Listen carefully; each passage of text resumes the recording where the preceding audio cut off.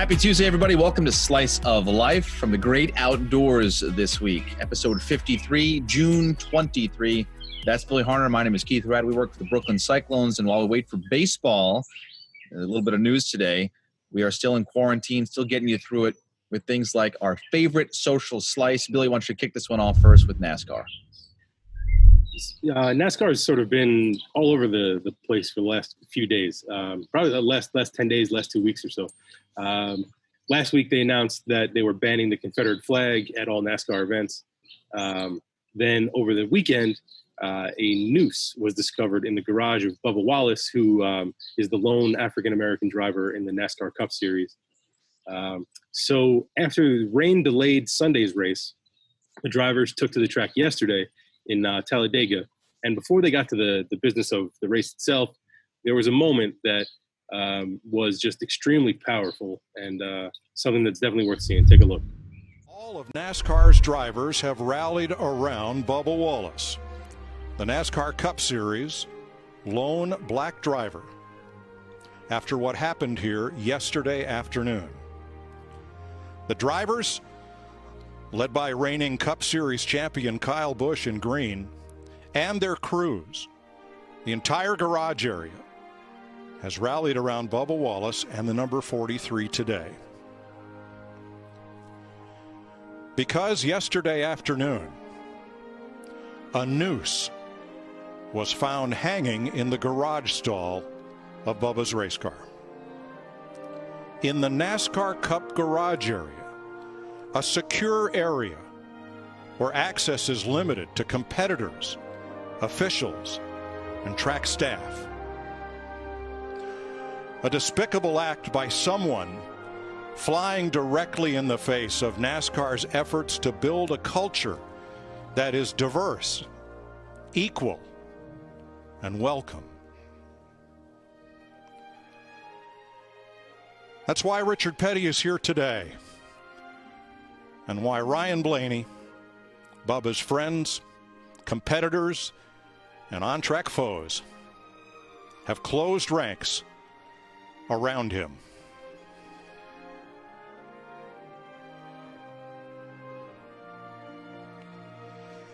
When that window net goes up later today, racing is the great equalizer. Everybody's 6'4", 240 pounds. Everybody has 600 horsepower. No one is white, black, brown, or yellow. They are all racers. And they are all our heroes. So this was right before the race.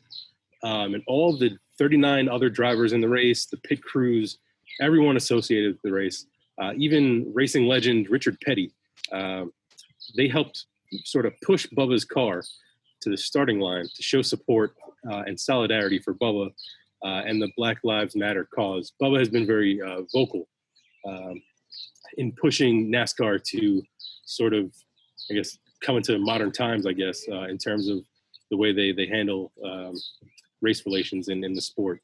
So my favorite part of the whole thing, just the visual of it was unbelievable. Bubba took a selfie from the hood of his car, and you just see a sea of people behind him, which is a beautiful photo.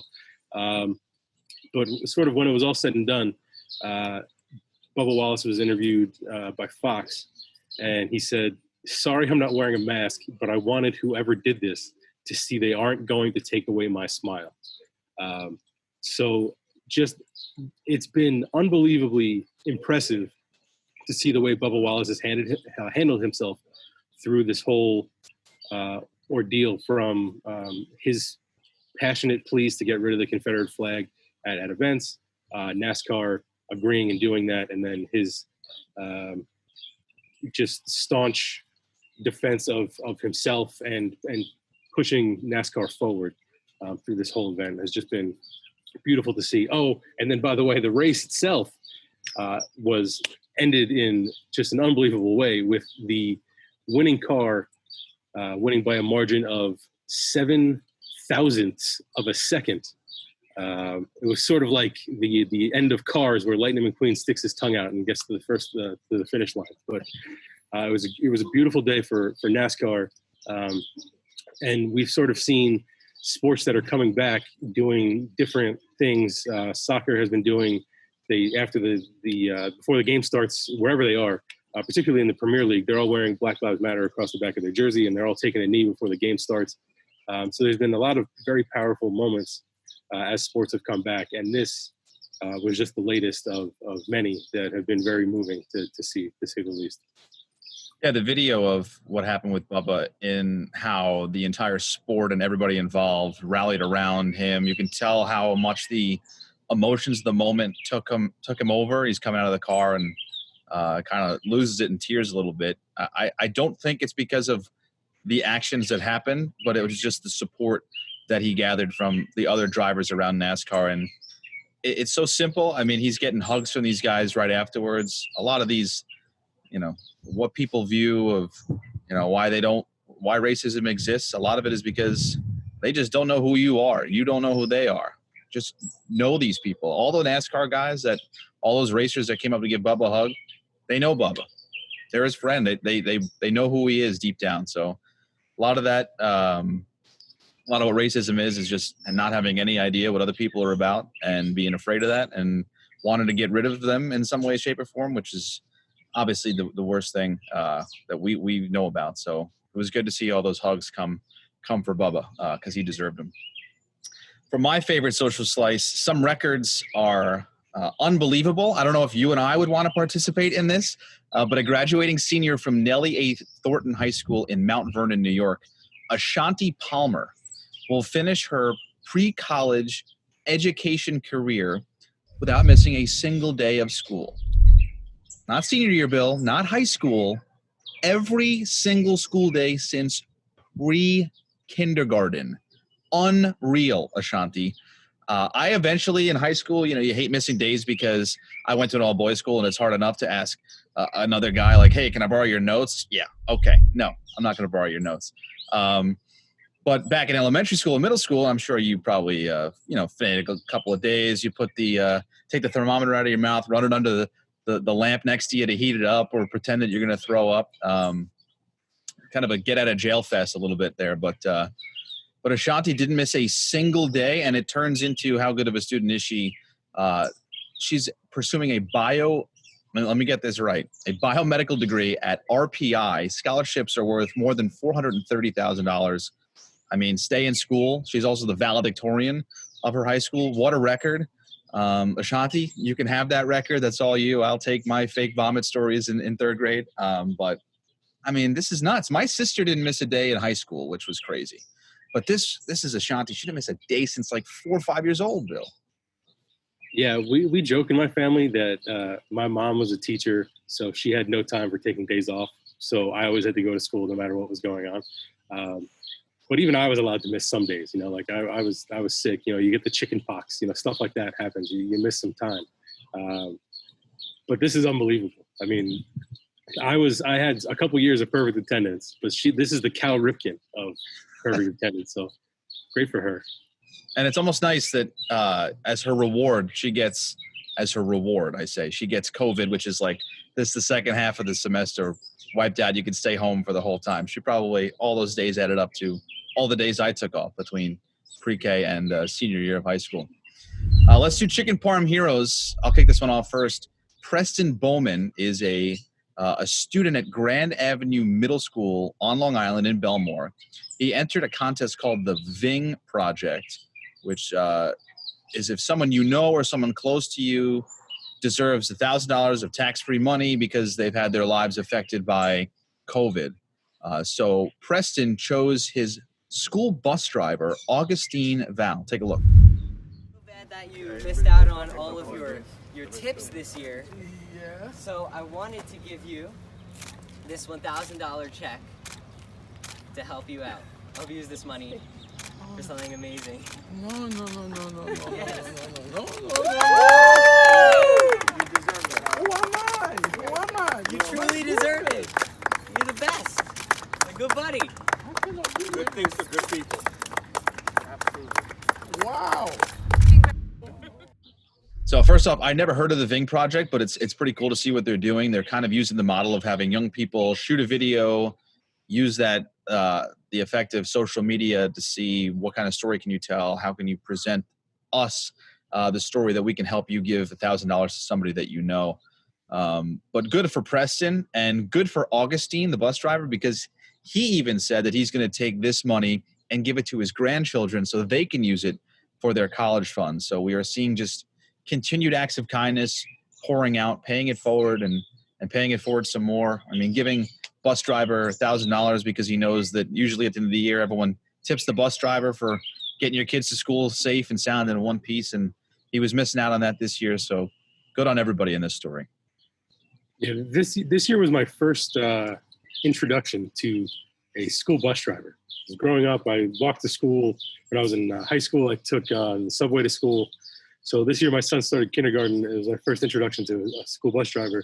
And what they do is unbelievable because they have a bus jam-packed with kids. They're driving. I've been in a car with 2 kids and I'm driving and I want to lose my mind. They're in a bus filled with 20, 30 kids, all screaming and jumping and running around, and you're trying to organize chaos and what they deal with and get everybody home safe and to and from school is yeoman's work for sure. So well deserved. For my chicken parm hero, Joe Exotic has been all the rage during quarantine, but I'd like to introduce you to Nancy Exotic. Well, her name is actually Nancy Connor, but I like to stick with the theme, so I went with Nancy Exotic. So anyway, Nancy is an 86-year-old woman living in Pawtucket who has been sitting at home during quarantine, mostly by herself, and looking out her window and saw sad faces everywhere. So she wanted to do something to change that. So what did she do? She bought a zoo, sort of. Nancy used her entire stimulus check to purchase oversized stuffed animals and put them on display on her lawn, along with signs welcoming people to the zoo. We've got lions, we've got tigers, we got giraffes, we got monkeys, we got anything you could think of, she's got out on her lawn, comedically oversized stuffed animals. And it has turned Riverview Avenue in Pawtucket into a tourist attraction because everybody loves a zoo, Keith. So good for Nancy. It was pretty cool to see. And the best part of it is, you know, she's had a lot more interaction with people now. She's been isolated a lot, just dealing with some of her neighbors that were checking in on her. But now she sees smiling faces every day coming by to check out her zoo on the front lawn. So good for everybody, but good for Nancy for sure. No, it's funny. I wonder if she even knows about what Tiger King did to everybody. This is like perfect timing for her. I mean, could you imagine walking past, someone's lawn and seeing all these animals out there? It's just get a kick out of that. So funny. I know that down the block here in Valley Stream, there's a lady who has, I guess you could call it a cat zoo because she has about 6,000 cats that come and drink milk outside her house every day. But this is pretty sweet as well for, I like that, Nancy Exotic. Sports. We will talk baseball, but first. Yeah, for my sports, not all injuries are created equal, Keith. You know, sometimes you'll hear of a player missing games because of freak injuries like they fell down the stairs or they were picking up their luggage and they threw their back out. And then there is UFC fighter Josh Emmett, who picked up a unanimous decision victory in the Octagon on Saturday night in Vegas. But then yesterday he tweeted out a list of his injuries that he sustained in the victory, starting off with a complete ACL tear, an MCL sprain with a partial tear, a Baker's cyst rupture with, I don't know what that is, but it sounds terrible, and a fractured femur, along with some other stuff. So, broken leg, tore up your knee, no big deal. This whole thing is insane, but the guy won a match with a broken leg and a torn ACL. Oh, and he tore the ACL 15 seconds into the fight, which went 3 rounds, went the distance. This guy won. And he has decided that he's leaning towards not having surgery and just trying to rehab his knee because, hey, he won a fight with a torn ACL, so why waste time with recovery and surgery? So he's just going to get right back at it. There are guys that are tough, and then there are guys like Josh Emmett. This is insane. Yeah, why get surgery on an ACL? Well, it's going to help me win another. I've already won the fight. Like, I don't understand what I need to do. Yeah, this stuff is just terrifying because it just shows you that there are people out there that are way tougher, cooler, and stronger than you, and will always be tougher, way cooler, and stronger than you. In the world of broadcasting, it's like having laryngitis and just kind of powering through Game 7 of the World Series. I don't know. It scares me. I didn't break any bones until later in my life. I made it all the way. But once you break a bone, that's like you're out of the whatever game you're in. This guy's out here winning UFC fights. So, Bill, once again, this show has been amazing, but it also shows you that, boy, you aren't doing anything over there. All right, for my sports story, we're going to talk baseball a little bit. Got my notepad here, Bill. I was taking notes because for any baseball fan, it's been pretty confusing. I mean, would you say that that's it? You hear MLB Players Association, Manfred says this, Manfred says that. They go back and forth. They deny this proposal and that proposal. And basically, the long and short of it is that on March 26th, when this whole thing started in baseball, kind of suspended spring training, they knew that we have to come up with some sort of plan. So they already had a plan in place, but all the proposals were kind of addendums to that plan. So if you're taking notes at home, and Bill, you can check me on this because you're usually the guy I check my notes with. But the season right now would start on July 24th. Players would report to their home cities or wherever they're going to have spring training on July the 1st for about a 70-game season. Trying to get it in by September 27th is the last day. According to this model, there's going to be a universal DH. The players won't get any postseason pay. 10 teams in the playoffs, and players will end up looking at 37% of their salary. So I know a lot of people out there took a salary cut, 5%, 10%, 20%, whatever it may be. The players are going to take what's going to be about a 73% pay cut. But before all that happens, and we finally can say, all right, here's the schedule, the players need to sign off on a health and safety protocol system of some sort, which, again, you read, players are behind it. And then an hour later, it's like players literally throw it out the window at their apartment. So, Bill, I hope those numbers work with you as well, the July dates and all that stuff, and we can get baseball. Yeah, so it seems like it's going to be a little bit of a sprint. You know, the July 24th date will be the start, and it's like 60 games in 68 days or something like that to get the whole season in. The numbers themselves are like what the player's salary is going to be is a little misleading because they got a lot of money up front. The owners, when the first agreement started, they gave them X number of millions of dollars. That was, upfront salary to cover the not playing from March until whenever. So they gave them, I think it was like $120-something million. So that was sort of paid up front. That was shared among all the players. So what they're getting now might end up being 30-something%, but they'll end up getting probably about half of their, 60 games out of 162. So there's a little bit of a difference there, I think. But I mean, there's still a lot of stuff to figure out. And, Trevor Bauer last night had tweets where he was like, we rejected their deal, which gave us more stuff, but they ended up going to the same number of games. And now they ended up losing postseason money and some other stuff. So it was sort of cutting off your nose to spite your face a little bit in terms of what he was talking about. So it's just been, not good. There's no other way to put it. It's just been a disaster, to be honest. I love baseball. We work in baseball. And, it's when you look at all these other sports, like we've talked about NASCAR on this show several times, Major League Soccer is getting back, and European soccer, the viewership in the United States is up like 700%, and people are just starved for this stuff. And there's just people that are there. I don't know, the big picture wise, I think a lot of stuff has been missed on this, but hopefully this is able to go through. Hopefully they're, July 24th, they're back on the field. They'll still be the first of the 4 major sports back because the NBA will be starting about a week later. But, the big enemy in all this is still going to be the virus, and the numbers are going up in places. And the Toronto Blue Jays aren't going to be able to play in Toronto most likely because they force people that come from the U.S. to go into quarantine.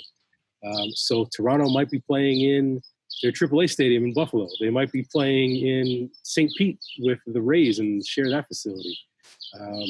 So it's going to be very different. It doesn't look like there's going to be fans anytime soon. There's going to be no more Bartolo Colon home runs, which is going to be a killer for me. But I'm just hopeful, this is not a precursor of things to come with the next labor negotiations, and things just spiral out from here. I hope they sort of see the error of their ways on both sides and can agree that for the betterment of the sport and the betterment of the game, this stuff can't happen again, especially so soon. So hopefully they get back on the field. Hopefully Pete Alonso starts hitting some home runs, and you see Jacob deGrom on the mound, and it gives us something to do and focus on and cheer for, and hopefully gets people to forget about all the angry tweets that have been going back and forth for the last month or so. Yeah, and what bothers me about this is, you worked in baseball. People work in different sectors, and you hear a lot of chatter from the public, and there's always stuff behind the scenes that we never know about. We never hear about things that are possibly holding up negotiations on both sides. So while we see the headlines, how many games, how much pay, when are we going to start, there's so many details that are going on behind the scenes that I think we don't know about that are holding it up. But the big picture is bad, and I think Manfred said that. He said this has been terrible. It's not a good look. So they've got to figure all of that out, because, like you said, the minor league deal is changing at the end of the year as well. All that stuff is going to be affected. What's going to happen with that? So much remains to be seen. But 2020 has been just a crusher, a killer on everybody. How will this affect next year and this and that? Just let's everybody take a breath. Somebody put a glove on. Someone go put a helmet on, and let's just play a game and sit back, relax. As once baseball happens, the world is right again, and we can just have those real conversations. So, yeah, we've talked about how many times on the show about the good stuff that's happening in sports, and guys like Pete Alonso with his charity work, and Albert Pujols doing his stuff, and NASCAR with what they did yesterday, and soccer has been doing stuff, and sports are a great unifier. It brings people together. It's a great way to bond over something that we all can sort of have in common. And I think this has been a really big missed opportunity. And I hope that, we can sort of move on from this. And I don't know, man, it's frustrating. It's frustrating. It is frustrating. And one last thing, it's frustrating because there's not many young people that like baseball as much as there were in years past. And I was just around town the other day, and one of my old neighbors who moved away is about 70 plus years old. He said, you guys we're losing people like you because we're taking time away from the game and social media, and every day that goes by that you're not seeing baseball highlights is not a good day. And I think baseball needs to start realizing that. So yeah, the average baseball fan is 59 years old. That's not what you want. And this would have been a perfect opportunity to sort of introduce yourself to the younger generation. They just had all that success with the players being mic'd up and things like that going viral on Twitter and Instagram. And you could have done more day games. You could do, not have to worry about the night games and trying to get people into the ballpark easier and making their lives easier, because there's going to be nobody there. So you could have played more reasonable schedules, more reasonable hours, and gotten some younger eyeballs on your product, which is sort of what, we're all hoping for, to have the sport continue to grow in popularity. But can't do anything about it at this point. So let's just hope this works out. And July 24th, they're back on the field and hitting the ball and throwing the ball and striking people out. Yeah, how would I have loved to skip school, lose my perfect attendance, and watch a baseball game at 1 o'clock in the afternoon from my couch. Right. Yeah. All right, man. Good stuff. We'll see you tomorrow for a little Have a great update. Slice of life.